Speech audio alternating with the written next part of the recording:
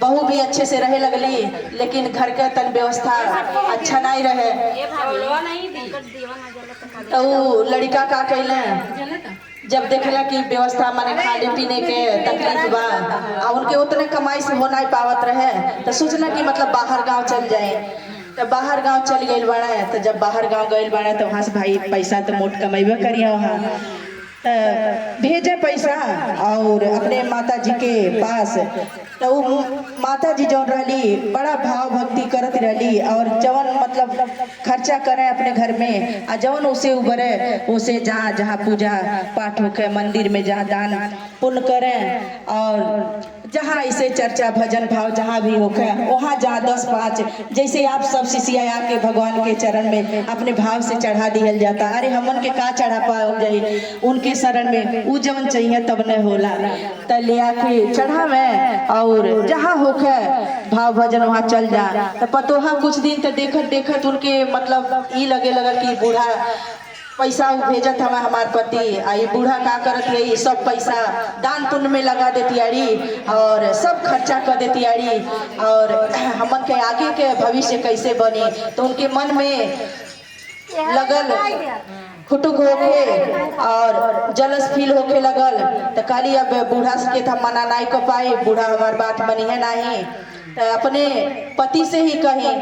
तो ऐसे आई फोन, तो फोन से कहली कहो तू विदेश में जाके इतना परिश्रम से कमाता रहा, इतना मेहनत से पैसा कमाता हवा, आज जितना पैसा अपने माता जी के भेजता रहा सासू माँ बाड़ी तो सब दान पुण्य और जे भी आवता दिन दुखिया भिखारी सबके दे देती आड़ी। आई नहीं सोचते कि हमारे बहू बेटा बने तो आगे के भविष्य क्या होई, कुछ नहीं समझती आड़ी, बहुत दान पुण्य करती आड़ी। तो कैसे चली, बाद में तो मर के चल जाई है, लेकिन हमन के रहल जाए तो हमन के जीवन कैसे घर द्वार कैसे बनी कैली।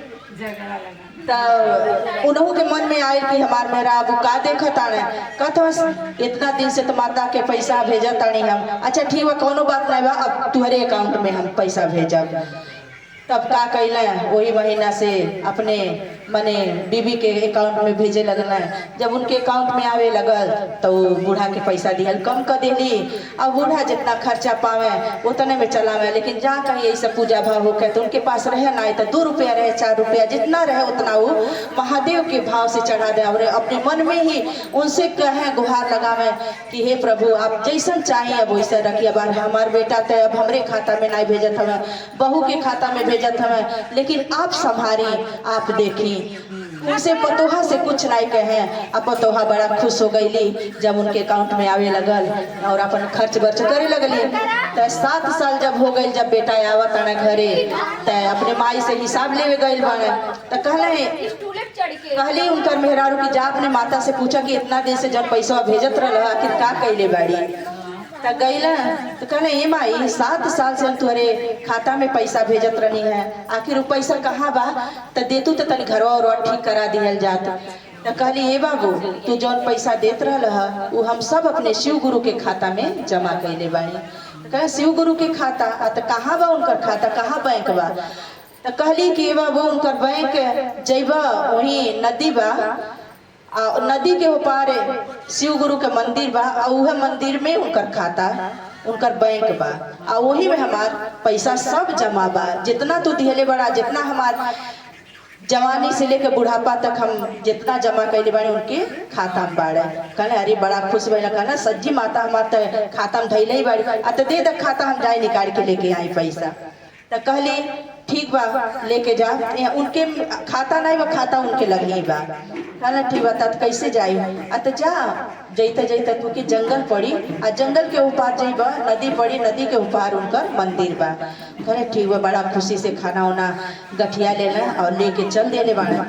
तो जब जाते जाते जात हमें तो एगो जंगल पड़ल बा, तो हमें एगो पेड़ बा तो वही छहाए लगल बा, आमे के पेड़ बा छहात हमें। तो आम के पेड़ में से आवाज आवता कि हे भैया तू के हवा। देखत हवा तो कहत हवा कि अरे हम बुढ़िया के बेटा है, बुढ़िया माई बेटा है और जात है हम नदी पार और हमार माई शिव गुरु के खाता में अपन पैसा जमा कैले बाड़ी, वह पैसा निकाले जात है। तो कहले अरे बाबू तू शिव गुरु के पास जाता हो तो एक हमार मैसेज ले जाइए, शिव गुरु से कह दिया कि हमार इतना विशाल वृक्ष बा, आई में फल बहुत बड़ा बड़ा लगता, लेकिन ये फल के खा नहीं पाता हूँ, में कीड़ा लग जाता है, हमरे फले में कीड़ा लग जाता है, काहे ऐसा कौन अपराध भइल बा, तनी हमार खबर पहुँचा दिया शिव गुरु से। कहला ठीक बा, अच्छा हम जाते हैं, हम पहुँचा देवे। फिर वहाँ से उठना चले लगना, तो जाते जाते एगो हथनी रहल 12 बरस से ऐसा धरती पर जमीन पर पड़ल रहल, ना उठ पावत रहल ना बैठ। कहला नहीं अम्मा के तो नहीं ले आइल बाई, तो कहला तो काम कर तू जा अपने अम्मा के लेके अइहा, तब तुम्हारे नाम पर थोड़ी ना बाबू, अपने नाम से जमा कैले बाड़ी। तो कहला ठीक बा, ते बाबा रात हो गई बा। तो कहला बाबा अच्छा जात हो डरेबा नहीं ना, रात तो हो गई बा, जंगल के पास तुके जाए बा। कहला हाँ बाबा डर तो लागी, हाँ बाबा मैसेज भी बा, हमके रास्ते में बहुत लोग मिलल बा, अत का बतावा। तो एगो आमे के पेड़ बा, कहले उनकर फल बहुत लगता वो आमे में, लेकिन उनमें कीड़ा पड़ जाता, कोई खा नहीं पाता उनकर फल के, ये नाते उनकर उद्धार नहीं बा। तो कहला हाँ ये बात तो सत्य है, लेकिन वो आम के पेड़ के नीचे सोने का कलश गड़ल बा और में बहुत सारा धन बा, वो कलश अगर निकाल के उद्दान कर दिए तो उनके फल में मीठापन आ जाए और कीड़ा नहीं लगे, ई करे पड़ी उनके। कहना ठीक बा। और बाबा एक और बा संदेशा का, एगो हथनी बाड़ी रास्ते में मिलली है, 12 बरस से पड़ल बाड़ी, लेकिन चल नहीं पावत है।